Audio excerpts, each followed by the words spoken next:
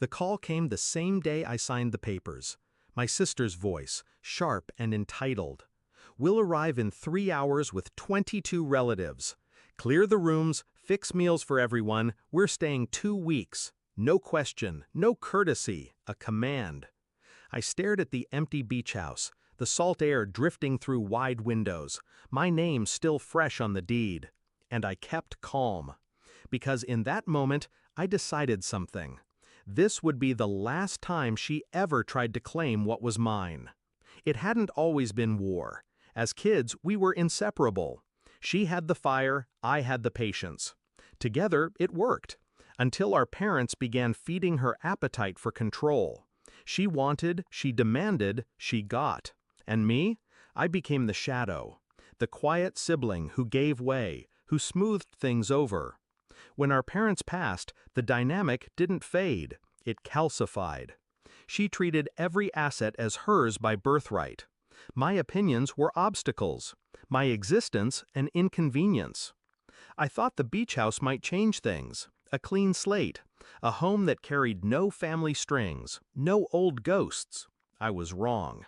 Her call wasn't a request, it was an announcement.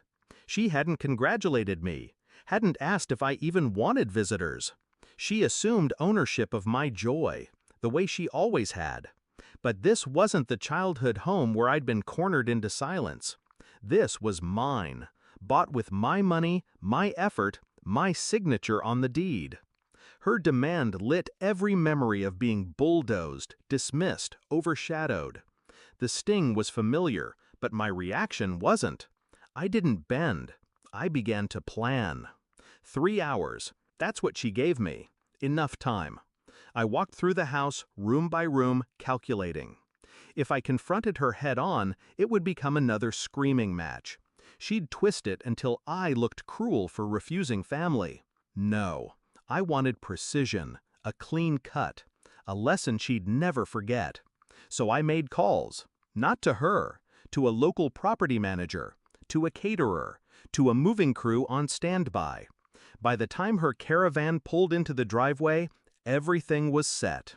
They arrived in a storm. Cars lined the street, doors slammed, voices carried, laughter too loud for walls that had never held them. My sister marched up first, already barking orders about where to put luggage. I smiled, unmoved. "Don't unload," I said. "The house is booked." Confusion, then anger. "What are you talking about? We're staying here." "No," I said, voice even. "Guests arrived tonight. Paid guests." Her face twisted. Behind her, the relatives shifted uncomfortably, suitcases in hand. I stepped aside, revealing the property manager approaching with a clipboard, ready to check the house for the incoming rental. 2 weeks, paid in advance, higher than market. Her jaw dropped. "You rented it out?" "Yes," I said. "The beach house isn't a family hostel. It's an investment. And starting today, it pays for itself." She sputtered, tried to rally the crowd. "This is ridiculous! We're your family!" I let silence hang. Then I handed her an envelope. Inside, invoices, receipts of the trust money she'd siphoned years ago under my name. I'd done my homework. Her hands shook as she scanned the pages. I leaned in. "You've taken enough from me. The house is mine. And if you try to touch it, I'll make sure every cent you stole becomes public record." Her face drained of color. The others shifted back, suddenly aware this wasn't a vacation. It was a reckoning. She screamed, she cursed, but every word ricocheted off walls that weren't hers. The caterers arrived next, unloading trays of food, for paying tenants, not freeloading relatives. The moving crew carried in fresh linens. The property manager changed the lock code. One by one, the relatives retreated to their cars. The show was over. My sister stood in the driveway, trembling with rage, humiliated under the afternoon sun. "Fine," she spat. "You'll regret this." I stepped closer, calm, controlled. "No," I said.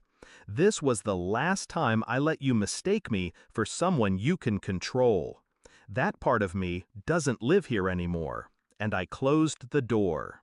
That night, I sat on the deck, listening to waves crash against the shore. The house was quiet, mine in every sense. For the first time in years, I wasn't the sibling in the shadow. I wasn't the one left with scraps. I was the one who had drawn the line and enforced it.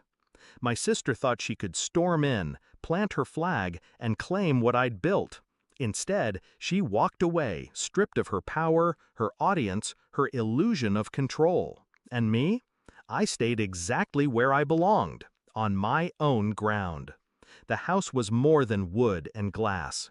It was a declaration, a reminder that I was never the weak one. I was just waiting for the right moment to prove it.